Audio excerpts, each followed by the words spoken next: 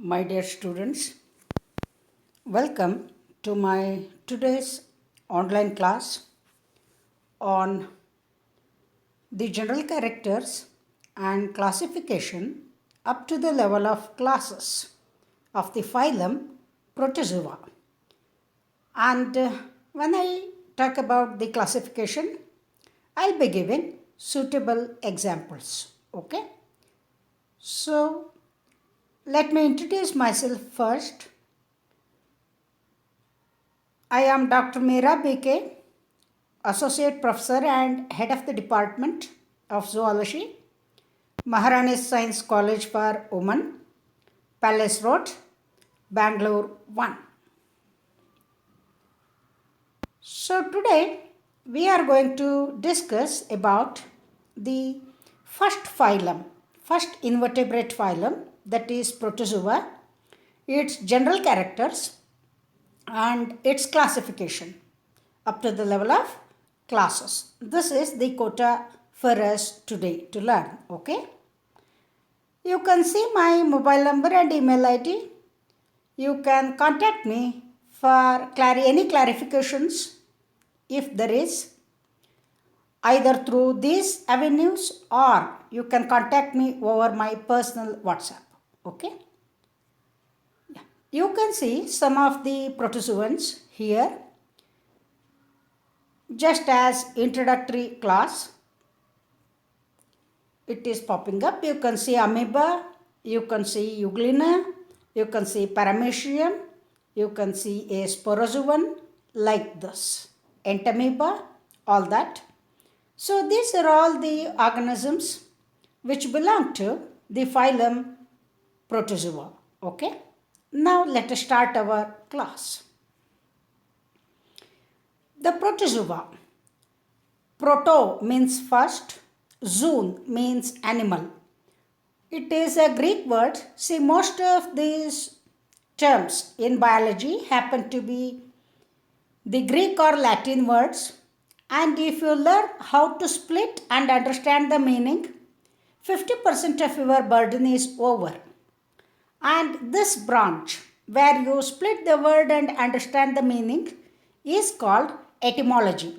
So the etymology of Protozoa goes like this. Protos means first, zoon means animals. These are the primitive unicellular animals with a protoplast grade of organization, like protoplast grade, cellular grade, tissue grade organizations, many are there. Since this being the primitive group of animals, you see protoplast grade of organization. There is a separate chapter for this. Another teacher will teach you. Okay. So here again I have shown you few protozoans here. Verticilla, paramecium, okay, Chlamydomonas, euglena, like this. These are few protozoans to make you familiarize with these animals. Now, let us start our class with the understanding of general characters of protozoans. Okay. To begin with, these are microscopic unicellular forms with varied shapes. Microscopic unicellular forms with varied shapes. Microscopic means you will be able to see them only under the microscope. With naked eyes, you cannot see them. Unicellular. Uni means one, cellular means cell. The whole body is made up of a single cell. That's what I meant by unicellular. Microscopic unicellular forms with varied shapes. The shape varies. You must be knowing by now that amoeba is shapeless. It keeps changing its shape. Whereas euglena, paramecium, they have a perfect shape, right? So this is the first character of protozoans. Then, distribution wise, they are cosmopolitan. Cosmopolitan means they are found in all possible habitats. There is one more term to refer to the cosmopolitan nature of distribution. that is ubiquitous. Ubiquitous also mean cosmopolitan only. Some forms are marine, that means they live in seawater. Some forms are freshwater, they live in freshwater. Some of them do live in soil, moist, damp soil. They are terrestrial. And some of them are parasitic on plants and animals. Okay. Now, to give you example, Noctiluca is a marine form. Paramecium is a freshwater form. Then Biomixa, Diflugia, Verticella, these are all the soil protozoans. Monocystis is a parasitic protozoan. Okay. Like this, they have inhabited almost all different types of habitats. Therefore, we say they are cosmopolitan or ubiquitous in distribution. Okay. Students, note down, you will have to answer 1 mark questions. So, they may ask to quote an example for a marine protozoan form like this. You better take paper and pen and chalk down because the examples are not there on the slide. I'll be telling you and you have to make a note of it. Then, the third character is they are either solitary or they are colonial. That means they live singly or they live in groups. Amoeba is the best example for solitary protozoan. Volvox, which is an algae, is the best example for colonial forms. Okay. Then, fourth character, they are either uninucleate or binucleate or multinucleate. Let us see what exactly I mean by this. Uni means one, nucleate means nucleus. Some of the protozoans, like Euglena, they have a single nucleus. Okay. Such forms are called uninucleate protozoans. On the other hand, Paramecium has 2 nuclei, nucleus singular, nuclei plural. One micronucleus, other one macronucleus. The condition is binucleate. And there is one protozoan called Opalina. Opalina is the best example for multinucleate, where you find more than 2 nuclei. Okay. So they are either uninucleate with 1 nucleus or binucleate with 2 nuclei or multinucleate with more nuclei. Okay. This is the fourth character. Then the body is covered by a membrane called plasma membrane or plasma lemma, like say for example in amoeba, which doesn't have a definite shape. The outermost covering is known as plasma membrane or plasma lemma, which binds the cell. But in some protozoans, where the shape is definite, like Paramecium or Verticella, they have a tough pellicle. They have a tough pellicle that gives them a proper shape. And there are some other protozoans like Elphidium, which have a shell or test around them. So, the body is covered by either plasma membrane or plasma lemma, or a pellicle or a shell, depending upon the particular type of protozoan under consideration. Okay. Hope you are understanding, students. Then, now let us talk about nutrition. The mode of intake of food. There are different types of nutrition modes. Let us discuss one by one. First type is holozoic type of nutrition. That is, such protozoans ingest solid food like bacteria or algae. That type of nutrition is called holozoic. They take in solid food, just like that. Best example for holozoic nutrition is amoeba. Then the second type, holophytic or autotrophic. These protozoans are capable of synthesizing their own food as they have inbuilt chloroplast, and in presence of sunlight they are able to manufacture their food. Okay, such protozoans are called holophytic or autotrophic protozoans. Best examples Euglena, Volvox, Chlamydomonas, etc. Then the third type of nutrition pattern happens to be saprozoic. Saprozoic, or it's also called osmotrophy. It is not there on the slide, please note down. Saprozoic nutrition or osmotrophy. Here, the organisms feed on dead or decaying matter. Dead or decaying matter. Best example for this happen to be Balantidium coli. Balantidium coli and Entamoeba histolytica. Okay. If you don't know the spellings, don't get tensed up. Once the lecture is through, I am going to provide you with the study material.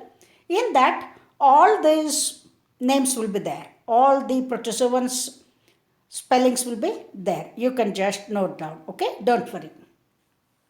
Then, the fourth type of nutrition happens to be mixotrophic nutrition, that is combination of any two types of feeding mechanism. Combination of any two types of feeding mechanisms, like they are at times holozoic and at times holophytic, like that. Okay, that type of nutrition is called mixotrophic nutrition. Okay, for example, Euglena gracilis is the one which exhibits mixotrophic type of nutrition. Okay. After learning about different types of nutrition patterns, you should know digestion is intracellular. The digestion takes place inside the cell, and it occurs within a specialized vacuolar structures called food vacuoles. So we say digestion is intracellular, occurring inside the food vacuoles. In our previous classes, you must have learnt about cyclosis, the particular type of movement of food vacuoles in a paramecium cell, right? So, right now you should know that digestion is intracellular and it occurs inside specialized vacuolar structures called food vacuoles. Okay? Then, next character, respiration. Respiration takes place by diffusion. See, basically most of them are aquatic. Okay, respiration, that is exchange of gases, takes place by diffusion. Then, ninth character, the excretion takes place either through general body surface, okay, or through special structures called contractile vacuoles, right? Now, here you should know the difference between the term excretion and the term egestion. Throwing out of metabolic wastes like ammonia, urea, uric acid, etc. is known as excretion. Okay, and that happens in protozoans through general body surface, okay, or through special structures called contractile vacuoles. Whereas throwing out of undigested food is egestion. So, please note, excretion and egestion are not same. Excretion is not throwing out of undigested food. It is disposable of metabolic wastes. Okay. So, it happens through general body surface or through contractile vacuoles. These contractile vacuoles are special structures basically meant for osmoregulation. What is osmoregulation? Maintenance of equilibrium, ionic equilibrium in the body fluids is known as osmoregulation, and that is taken care of by contractile vacuoles. See, especially in freshwater protozoans, the water from outside gets into the cell, so there is accumulation of excess water inside the cell. That excess water needs to be thrown out to maintain the ionic balance, and that is taken care of by contractile vacuoles. So they are more pronounced, contractile vacuoles are more pronounced in freshwater forms than in other protozoans. Okay. So excretion either through general body surface or through contractile vacuoles, and the contractile vacuoles, apart from serving as excretory structures, primarily they take care of osmoregulation. Please note this. So there is scope to ask lot of 1-mark question in this chapter. Students, do some homework, make some multiple choice questions and try to answer them. Okay. Then locomotion, that is movement, occurs due to locomotory organs. The way you walk with your legs, in the same way, there are special structures present in protozoans which serve the purpose of locomotion. Okay? They are in the form of either cilia, cilia plural, cilium singular, or in the form of flagella, flagella plural, flagellum singular, or in the form of pseudopodia, pseudopodia plural, pseudopodia singular. Okay. However, these locomotory organelles are wanting in some forms. Locomotory organelles are wanting in some forms. That means you don't find any locomotory structures in few protozoans. In fact, please note the type of locomotory structures present in protozoans forms the criteria for classification of these organisms into different classes. Okay. So this is a taxonomic feature. Alright. This is a taxonomic feature. Depending upon the type of locomotory organelle present, you assign a particular protozoan to a particular class. That's what I meant by taxonomic feature. Okay. Cilia in case of verticilla, paramecium, flagella in case of euglena, pseudopodia in case of amoeba. Okay. Then coming to reproduction, there are both the methods seen in this group, asexual as well as sexual. Asexual reproduction takes place normally either by binary fission or multiple fission or budding. Okay. In euglena, you see binary fission, that is longitudinal binary fission. In paramecium, you see horizontal or transverse binary fission. In amoeba, you see simple binary fission. Okay. So, binary fission is one of the methods for asexual reproduction, and in few forms, you do see multiple fission. Best example, foraminiferans. Okay, foraminifera. There is an order called foraminifera. These are shelled protozoans, and in them you see this multiple fission, which is a method of asexual reproduction. Okay. Then, second method is through bisexual means, either through conjugation or through syngamy. Conjugation is normally seen in paramecium. Syngamy, see there are different types of syngamy.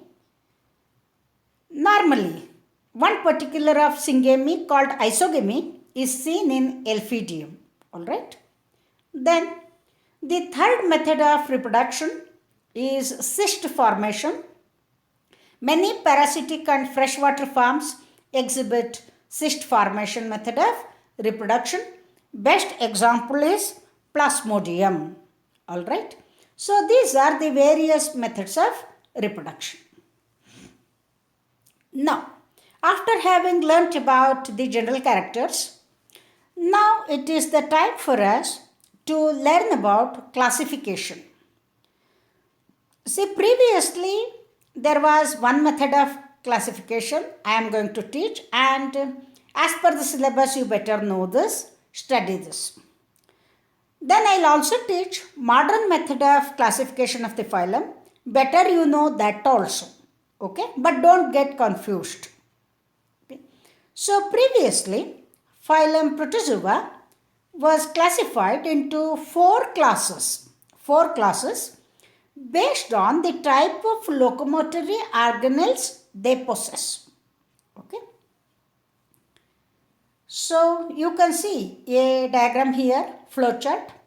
Protozoa is divided into four groups: flagellated protozoans, flagellata; amoeboid protozoans, that is Sarcodina or Rhizopoda; then sporozoans, no locomotory organs in them; then ciliated protozoans like Ciliata, Paramecium or Verticilla, etc. Let us study in detail the classification pattern. Yeah. Class 1, Rhizopoda or Sarcodina. Rhizopoda or Sarcodina, they are both mean the same. Here, Pseudopodia happen to be the locomotory organelle. Best example, amoeba, entamoeba, Elphidium, etc. And please note, all these zoological names should be written in italics or they should be written in capitals and underlined according to ICZN. There is an organization called ICZN, International Code of Zoological Nomenclature. They have given certain principles to name, scientifically name a particular animal. According to that, you should write all zoological binomial nomenclatures in italics. Okay?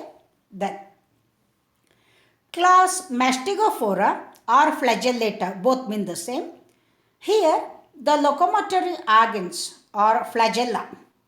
Best example, Euglena, Noctiluca, Trypanosoma, etc.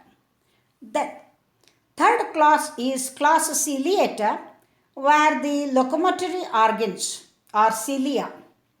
Best example, Verticilla, which belongs to the order Peritricha.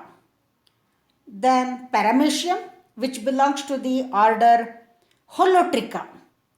And then Belantidium coli, it is a parasite living in the rectum of frog. Okay. Then fourth one, class Sporozoa. You don't find any locomotory organs because basically they are all parasites.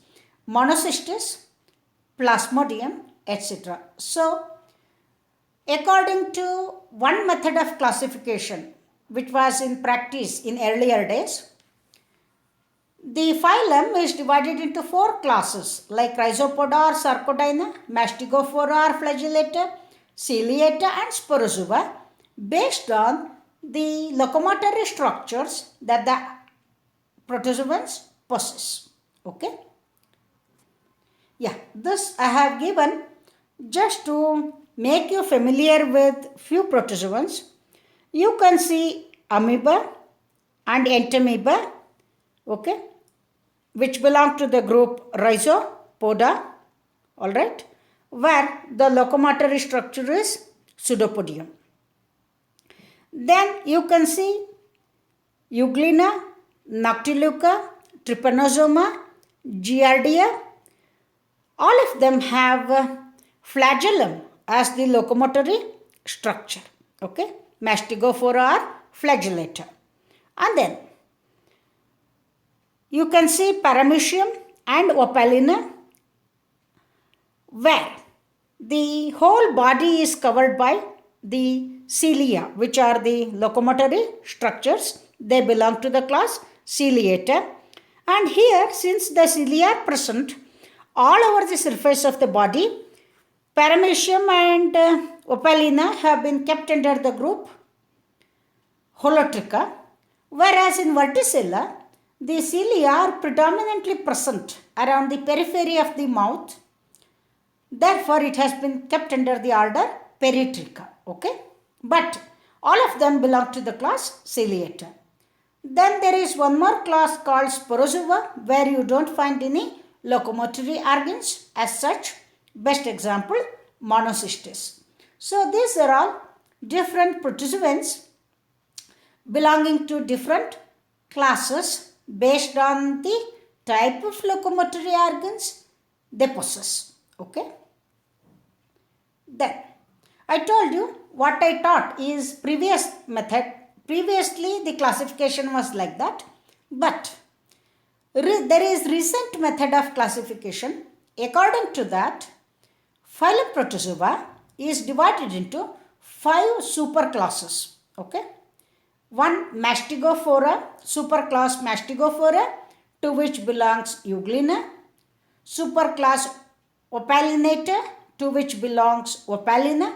In fact, this is the only one protozoan that is represented under Opalinata. Okay? Then Sarcodina, superclass Sarcodina, to which belongs Amoeba, Radiolarians, etc. Then superclass Sporozoa, to which belongs Plasmodium. Okay? Then superclass Ciliata, to which belongs Paramecium. So students, till now I have taught you the general characters of the phylum Protozoa, then classification of the phylum up to the level of classes according to previous method of classification, and classification of the phylum into superclasses according to recent method of classification. Hope I have made myself clear.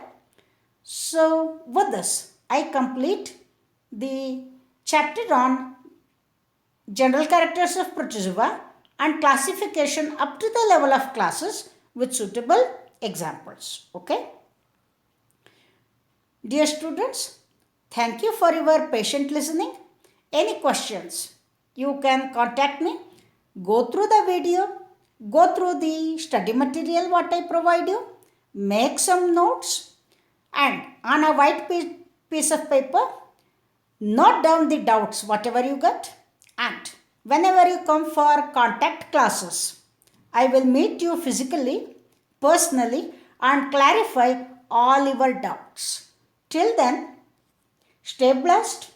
Thank you for your patient listening.